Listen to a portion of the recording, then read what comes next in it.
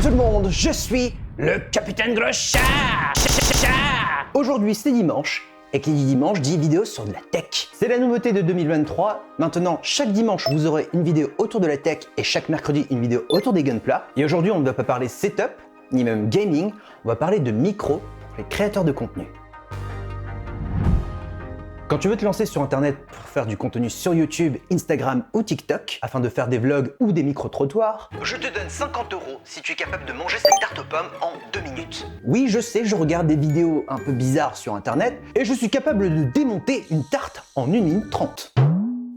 Plus sérieusement, la marque Comica m'a envoyé leur dernier micro qui se nomme le Vimose. C'est un kit qui contient plusieurs choses. On a une protection qui est plutôt solide, dans laquelle on a un jeu de câbles pour brancher son micro sur une caméra, un smartphone et même un PC, qui sont d'ailleurs différenciés par une couleur. On a des bonnettes pour couper le souffle du vent, un câble de rechargement et malheureusement, nous n'avons pas de câble pour les iPhones. Alors, c'est un petit peu embêtant, je ne sais pas s'il existe une version du Comica Vimose avec un adaptateur iPhone, mais sachez que ça peut s'acheter ailleurs. Cependant, normalement, avec les nouvelles lois, les prochains iPhones auront l'obligation, enfin, de passer à l'USB-C. Parce qu'en vrai, faut le dire, les câbles Lightning, c'est un vrai bordel. Donc d'un côté, je me dis, c'est pas plus mal que Comica n'ait pas investi dans la production de câbles pour les iPhones qui vont tous passer plus tard en Lightning. Bref, et le gros morceau qui nous intéresse, c'est cette boîte et son contenu. Ce boîtier que vous voyez là sert à transporter 2 micros, dont celui que je porte actuellement, plus un récepteur qui est juste situé derrière la caméra. Avec ce boîtier, j'ai environ 20 heures d'autonomie, ce qui permet de recharger en continu tous les appareils qui sont à l'intérieur. Sachant que si demain ce boîtier est vide, vous pouvez aussi le recharger en USB-C, soit avec la prise lecteur, soit directement avec une batterie externe. Perso, comme je ne fais pas de vlogging, mais ça va sûrement se faire je pense d'ici 2023, le fait d'avoir 2 micros est intéressant dans mon cas, car une fois que j'ai vidé le premier, eh bien je peux prendre le second, et ça me permet d'obtenir une autonomie de 16 heures. Après, si vous faites des vlogs ou des interviews à deux, sachez que vous aurez 8 heures environ pour enregistrer vos parties. En vrai, je me dis 8 heures, ça suffit amplement, c'est à peu près le temps d'une journée. Après, c'est sûr que si vous êtes un gros vlogueur, peut-être que vous aurez besoin de 10 heures, voire de 12 heures. Sur le papier, ça indique que le micro Vimose peut balancer un son hi-fi sans perte de 24 bits, 48 kHz. Et cerise sur le gâteau, il propose également un système de réduction de bruit. Je tiens à préciser que je ne suis pas ingénieur du son, mais je me base sur ce que j'entends. Et je trouve que le son brut fourni par le Vimose est plutôt excellent. Sachant que là, je n'ai pas de pièces traitées acoustiquement, c'est-à-dire que je n'ai pas de mousse acoustique sur les murs. Quand je parle, en fait, de base, il y a de la reverb. Et il faut aussi savoir que sur YouTube, Instagram et surtout TikTok, il y a une compression audio qui s'applique encore dessus. Alors, elle n'est pas extrême, quoique sur TikTok, je trouve que c'est quand même assez violent. Mais en tout cas, sur YouTube et Instagram, la compression du son, il faut savoir qu'il y en a une. Donc là, le son que vous avez déjà là, c'est un son qui a subi une perte. Sachez que je vous ai préparé un petit test audio que vous allez entendre maintenant.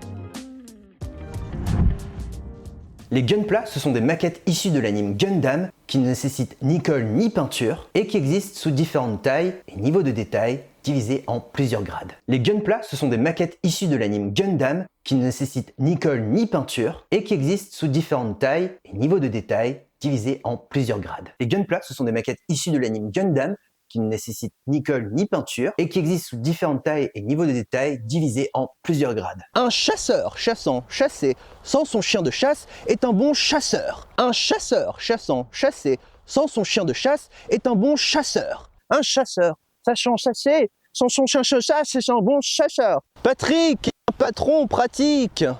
Patrick est un patron pratique. Patrick est un patron pratique. Patrick est un patron pratique.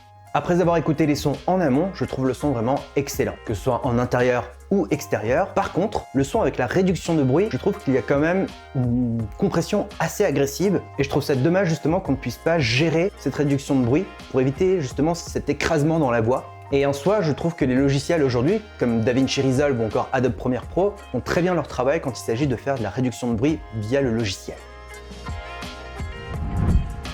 Au niveau de l'ergonomie, Comica marque plusieurs points. Quand on sort les micros du boîtier, ils sont tout de suite opérationnels. Il n'y a pas besoin de faire un appui long pour allumer les micros. Pour gérer les volumes des micros, il suffit juste d'appuyer sur ce petit bouton. Et pour changer de mode, on a un petit bouton également sur le côté. En vrai, ça c'est vraiment cool. Il n'y a pas besoin de mode d'emploi pour s'y retrouver. Concernant les modes, on a un mode mono, c'est celui que j'utilise, un mode stéréo quand vous faites des interviews par exemple, et un mode safety, c'est-à-dire qu'il va enregistrer la piste classique là comme je vous parle, et une piste avec des décibels en moins. C'est-à-dire que si demain maintenant je commence à crier très très fort, et bien la piste avec moins de décibels, on pourra la réutiliser dans la vidéo pour ne pas saturer la voix.